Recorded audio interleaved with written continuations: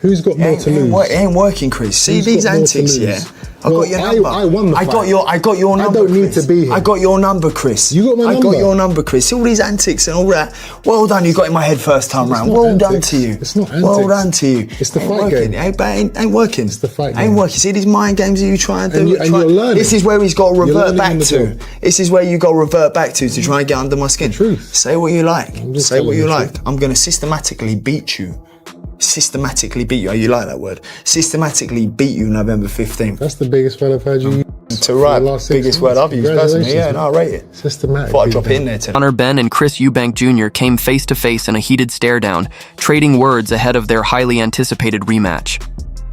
Meanwhile, Eubank's trainer Brian Bomac McIntyre has been putting him through a demanding and highly focused training camp in preparation for the showdown with Benn. Come on, 1, 2. Come on, let's go. Go. There we go. Good. 1, 2. 1, 2. There we go. 1, 2. 1, 2. 1, 2. Faster than I'm not faster than you. Let's go. There we go. 1, 2. 2. Okay. 1, 2. I need to walk through that shit. Come on, I need to walk through that shit. Fuck that bell. Let's go. Let's go. Give me double on the side. Come on. No, we need to walk through that shit. Come on. Big. Watch your back.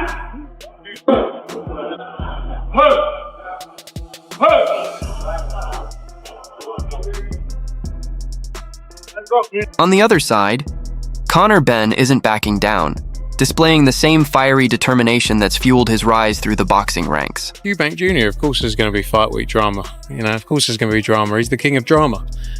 He's the chief victim officer, I'll call him.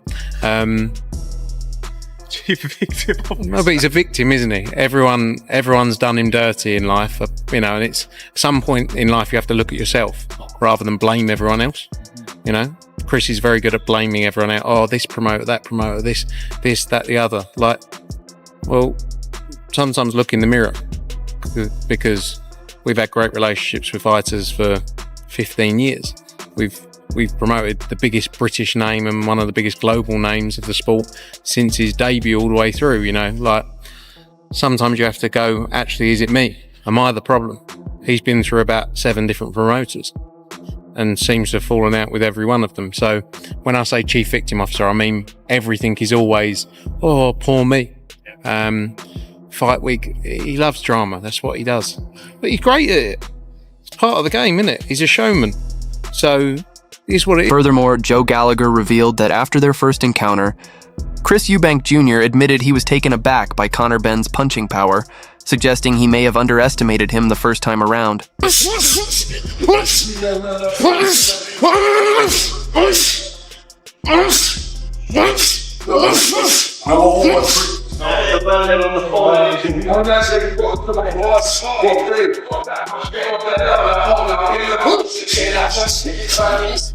Additionally, Frank Smith commented that drama during fight week is almost guaranteed whenever Chris Eubank Jr. is involved, jokingly referring to him as the chief victim officer for always finding something to take issue with. I think Eubank, he said afterwards, straight after the fight, he was surprised at how hard Conor Benn punched. He was surprised with a lot of things with Conor Benn, and maybe he overlooked him, and maybe that's why now he's brought Bomac back into the cart, because he's given him the respect.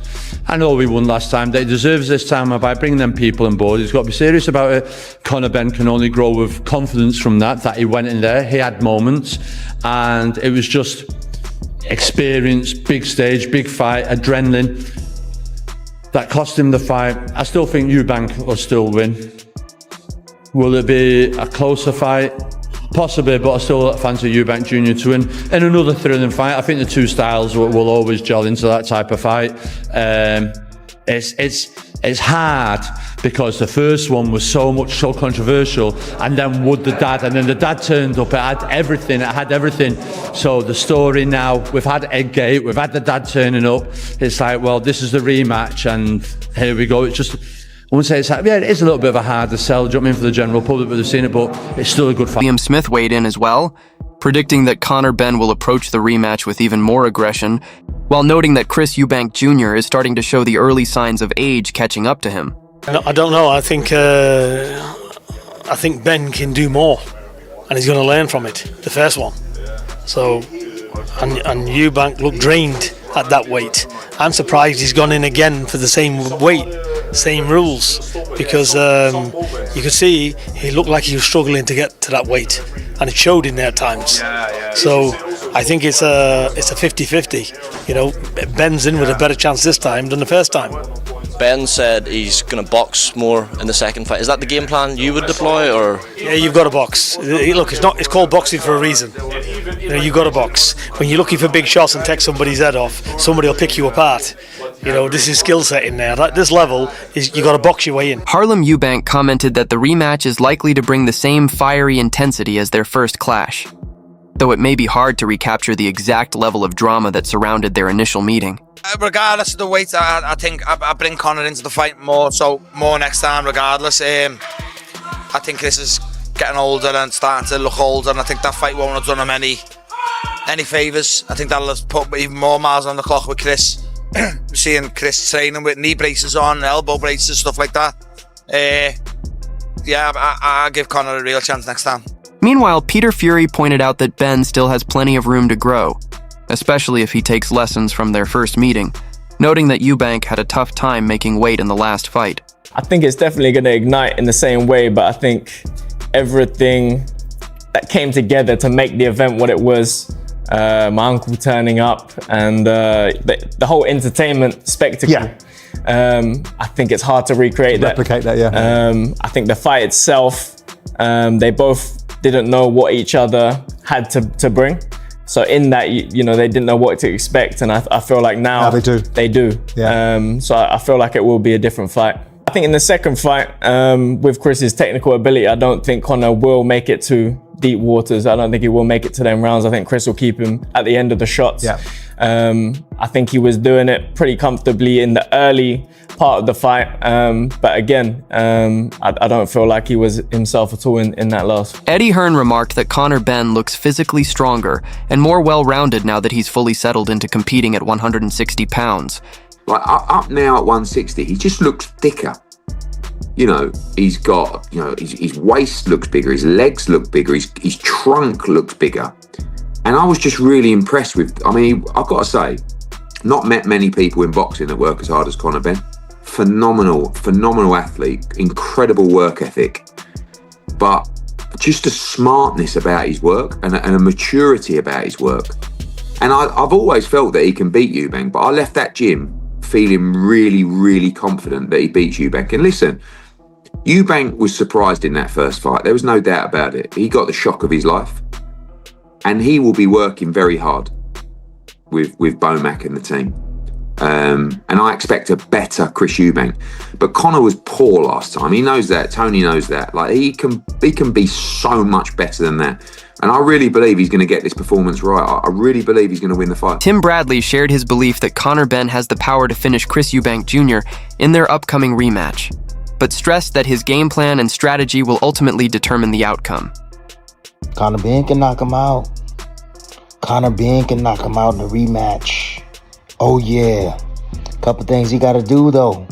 You know, boxing 101, man, when you're fighting a taller guy, you never want to step back in straight lines. You want to exit the sides. He stepped back in straight lines. He allowed Eubank to extend with those long arms, so he's getting caught on the end of his shots a lot of the times. Another thing, early on, got too reckless. You got to be more reserved, my man. Act like you've been there before. You got to control those emotions. All right, a lot of swinging, a lot of wild swinging, a lot of energy wasted early that you could have had on the back end, and you could have finished stronger. But you didn't. You waste a lot of energy swinging that air. Mad, intense. Hey, controlled aggression. That's what it got to be, Conor Benn. Controlled. Another thing. Straight punches. Straighten your shots out, man. You had a lot of success when you was letting those punches just fly right from the chin. 1-2, right down the middle. Yeah, you was landing that right hand. See, there's a big mistake that a taller guy makes, like a Eubank Jr. And what he does is he throws a jab from mid-range. That's a big no-no. You can't be doing that. He throws a jab from mid-range. Even when he got the range and the height and the reach, he's still stepping in, closing the gap. And that's the perfect opportunity for Conor Benn to load up with a big right hand. He did it occasionally. He caught him with it. Yes, he caught him with it. However, a lot of wide shots over the top.